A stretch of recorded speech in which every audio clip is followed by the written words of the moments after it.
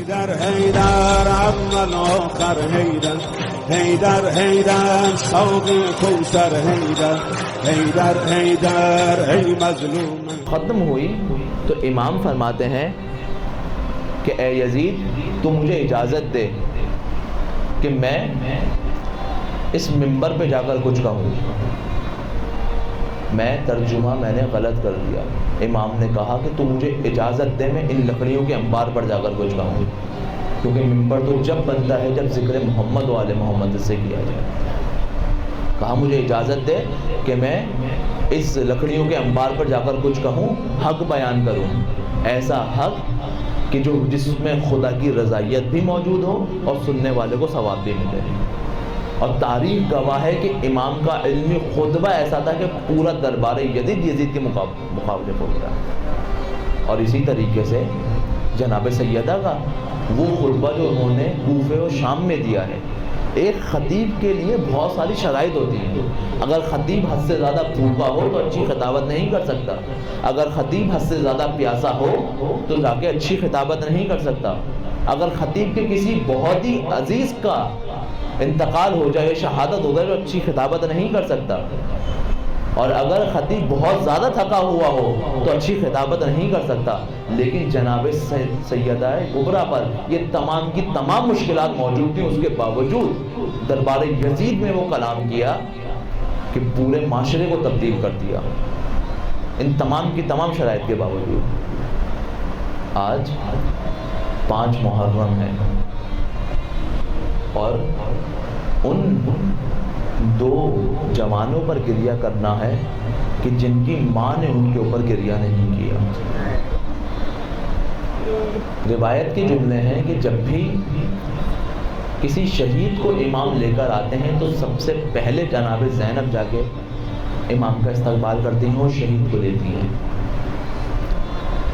لیکن یہ 2 واحد جنازے ہیں کہ جن کے لیے زینب نہیں گئی. امام کا کاروان 28 رجب کو نکلتا ہے. بی بی آتی ہے کہ مولا مجھے بھی آپ کے ساتھ جانا ہے. بھیا میں آپ کے بغیر نہیں رہ سکتی. مولا فرماتے ہیں زینب تمہارے شوہر عبداللہ ہیں، ان سے جا کر اجازت دو. بی بی آتی ہیں. جناب عبداللہ کسی مرض کا شکار ہیں، مریض ہیں. بی بی آتی ہیں، برابر میں سنہارے بیٹھتی ہیں. حضرت عبداللہ کی آنکھیں بند ہیں. بی بی گریہ کرنا شروع کرتی ہیں.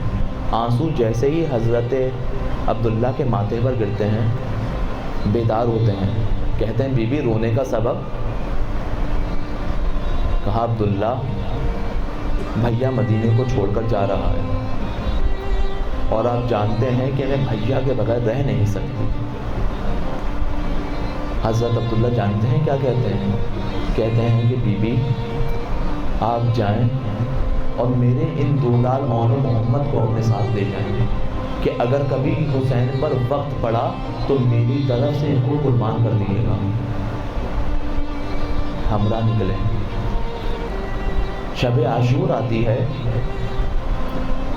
اور ہر بیوی اپنے بچوں کو نصیحت کر رہی ہے کہ دیکھو کل تم نے حسین پر قربان ہونا ہے.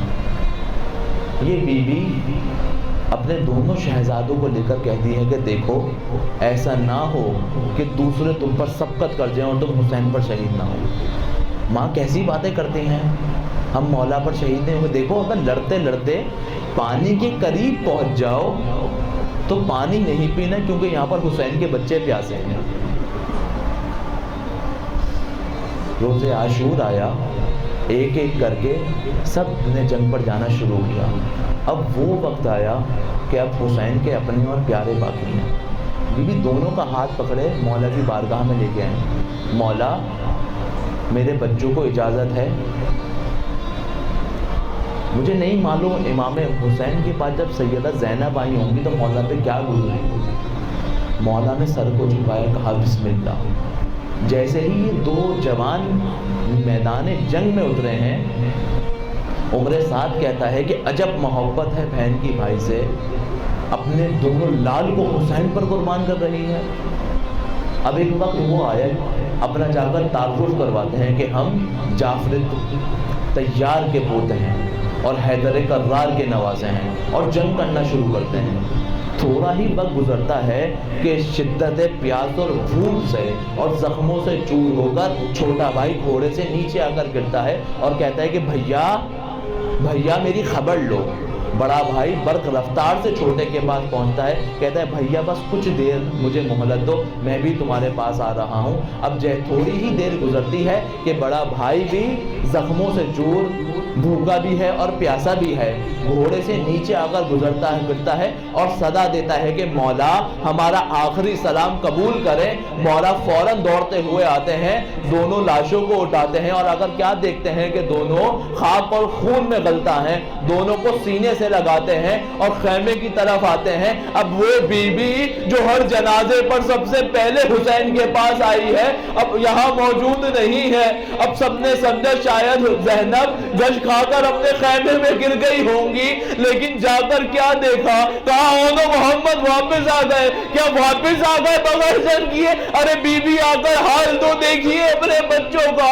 ارے جنازے پر آئی، بیچ میں بیٹھی، اے بارے الہا تیرا شکر ہے تو نے سیدہ کے سامنے مجھے سرخرو کر دیا، لیکن روئی نہیں۔ ارے روزے عاشور تمام شہداء کے سروں کو کاٹا گیا، جب سروں کو سامنے لاتے اور بی بی اپنے پیارے پر گریا کرتی، لیکن دیکھا گیا تاریخ میں کہ 2 سر آئے، ارے کسی نے گریا نہیں کیا۔ سوال ہوا کہ یہ لوارث ہے، ارے ایک بی بی آگے بڑھی، ان کو لوارث نہ کہو، ابھی مجھے حسین اور حسین کے بچوں کو رونا ہے۔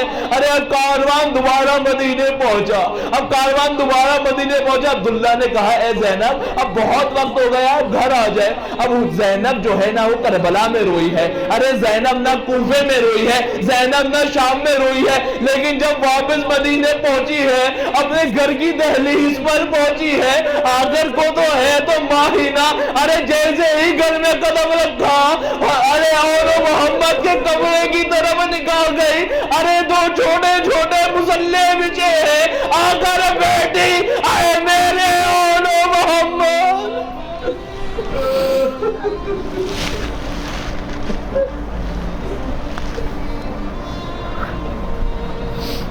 علی لعنت اللہ علی القوم الظالمین۔